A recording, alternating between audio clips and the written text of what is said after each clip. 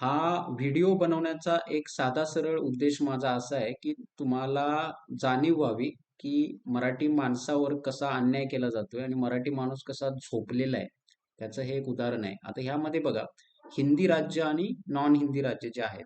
तर हिंदी राज्यामध्ये हे जे शिक्षक आहेत ते काय शिकवतायत बघा, foundation of the IT. IT म्हणजे इन्फॉर्मेशन टेक्नॉलॉजी. आणि नॉन हिंदी स्टेटमध्ये काय शिकवतायत, की Hindi is the national language of India. Okay. जसं की भारताला कुठलीच राष्ट्रभाषा नाहीये. आता इथं मी सांगतो तुम्हाला, ही मार्कलिस्ट आहे. गुणपत्रिका हिंदी राज्यातील एका विद्यार्थ्याची आहे. त्याच्यामध्ये बघा, हिंदी कोर्स पहिली भाषा म्हणून त्यांना द्यावा लागतो. इंग्रजी भाषा, गणित, विज्ञान आणि समाजशास्त्र. आणि फाउंडेशन कोर्स कुठला आहे? Foundation of the IT. हा आय-टी ऍडिशनल सब्जेक्ट म्हणून ते शिकतात. ठीक आहे. आणि आपण काय शिकतो महाराष्ट्रामध्ये?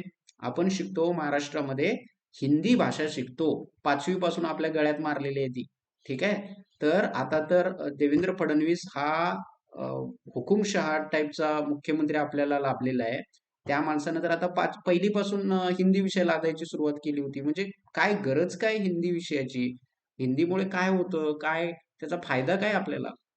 फक्त हिंदी विषाणू वाढतात. ठीक आहे. हिंदी लोकसंख्या आपल्या इथं आणून बसवली जाते आणि तेच आपण सहन करतोय. तर हे लक्षात घेणं गरजेचं आहे, की हिंदीमुळे नोकऱ्या मिळत नाहीत किंवा कोडिंग ही हिंदीत होत नाही. मग सरकारी काम मराठी आणि इंग्रजीत चालते. ट्रेन तिकिटापासून इन्कम टॅक्स मात्र सर्व इंग्रजीत.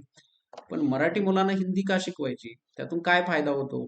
तर हिंदीमुळे आपण एकतर चांगल्या चांगल्या शिव्या शिकतो, शिवीगाळ कशी करायची ते शिकतो आणि गुन्हेगारी कशी वाढवायची किंवा गुन्हेगारी कशी वाढते तेच फक्त हिंदीमुळे शिकतं. बाकी हिंदीचं काही योगदान नाही.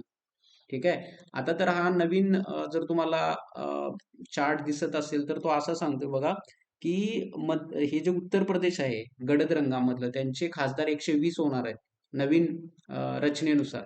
ठीक आहे. त्यामुळे तुम्हाला महाराष्ट्रातल्या खासदारांची गरजच नाही लागणार. कारण उत्तर भारतातला हा जो काही गायपट्टा आहे, काऊ बेल्ट, मध्य प्रदेश, राजस्थान, एम-पी, त्यानंतर हा उत्तर प्रदेश, बिहार या राज्यांच्या वरतीच भाजप इथून पुढे निवडणूक जिंकणार आहे.